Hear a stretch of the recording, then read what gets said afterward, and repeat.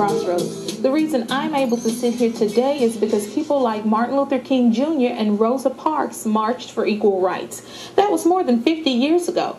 Is there still a need to make sure everyone is treated fairly? Have we come to a point of total equality in the Twin Cities? Here to talk about this topic is Michael Jordan. No, not the NBA All-Star basketball player. The new Michael Jordan here in the Twin Cities, the Civil Rights Director for the city of Minneapolis. Thank you so much for being here with us on Crossroads. Well, thank you for the invitation. Now, when I saw that we had a new Civil Rights Director for the city of Minneapolis, I'm like, Michael Jordan, is he bringing Juanita and the kids? But no, this is the other Michael Jordan. A lot of people have been saying, well, who is this guy? Tell us about your background and where you come from. Well, I'm a native of Minneapolis, grew up here, went to high school, college. I was a physics and political science major at the University of Minnesota. Worked here for Honeywell for well over 15, 20 years. Master's degree from the Stanford Business School, law degree from the University of St. Thomas. Deep roots here in the local area. Now, why did this job attract your attention? What made you say, this is something that I want to be a part of? Well, much to the factors of your lead-in, civil rights is an important issue. 1964, the Civil Rights Act, Title VII is the pivot point from which our ordinance here in Minneapolis came from. Clearly, there are issues around civil rights that have yet to be reconciled. Notice the United States Supreme Court decision Thursday. A very divided court on an issue that clearly is still very much in the minds of people.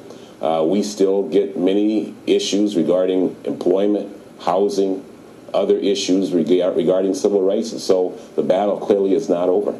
Now, what are some of the goals of your office? You haven't taken over yet, but you will be taking over soon. What are some of the things that you hope to accomplish? Well, I've been in the job a month now, so I am firmly engaged in the department. But our goals are to enforce the ordinance that the city has had in place for well over 40 years.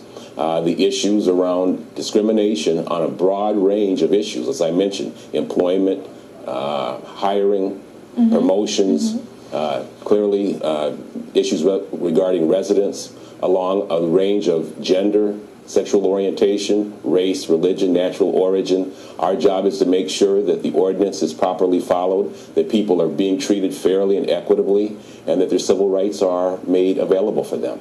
Now, I was talking earlier, is it still a need? Are the phones lighting up? Are a lot of people calling the office? Are you able to help a lot of people here in the Twin Cities? Well, you know, we get on the order of 200 complaints every year on, as I mentioned, this wide range of issues. We also get some issues regarding provision of public service, particularly interaction between people of color and the police department has been an issue in this city for many years and continues to be an issue at times. And so the need is there. Not only do we get a certain level of complaint, but there's also the Federal Equal Employment Opportunities Commission, also the State Department of Human Rights. And so there are issues. People do feel they're being discriminated against. Are they always correct in their assumption of discrimination? Not always. But clearly there are issues that need to be dealt with, and our department still stands in place to do that. We hope someday to work ourselves out of a job, that we will have educated and informed the public so well that discrimination goes away, that people are automatically treated fairly as the Constitution, the Bill of Rights, and several federal and state and city statutes would prescribe. Now, you were talking earlier, something that caught my eye, I took a note on, is people in the police department. We have a situation here in the Twin Cities and all over the country where traditionally, a lot of black folks just don't trust the cops. I know I was raised, you don't trust the police. It wasn't until I got older that I learned, you know, the police are here to help you. What is your office going to do to try to bridge a gap between the people who, like me, were raised not to trust the cops because we think that they're bad men and they're going to do something bad, to the police are our friends, and bridging that gap between African American, especially the African American community, and law enforcement? Well, that's a tremendous question, and obviously a difficult solution to achieve. I think that's part of the reason why the mayor found me a good candidate for this position.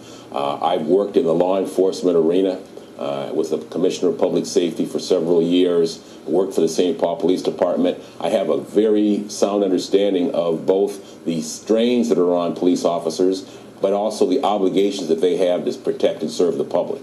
On the same side, I grew up in an environment where, as you mentioned, an African-American was always feeling at odds with the police department. Mm-hmm. We have a long legacy in this country that the police have, in fact, been not exactly friendly to people of color and extending them the rights and protections by which they should be afforded. My job and part of the role of the department is to find a way to bridge that, to work with both sides, as I mentioned before, from an educational, from an informational standpoint, to help make one group understand the other and help to dissolve those divisions, to help make the legacy of distrust on both sides go away. The chief of the department and I will be working closely together to find ways to do that. I will reach out to the communities in play here, not only the African American communities, but we also have issues with the new coming immigrants, Somalis, Hmongs, Hispanics, to find ways to gain understanding of what the rights of people are, what the obligations of the law enforcement authorities are, and to make sure that everyone plays by the rules as dictated by law.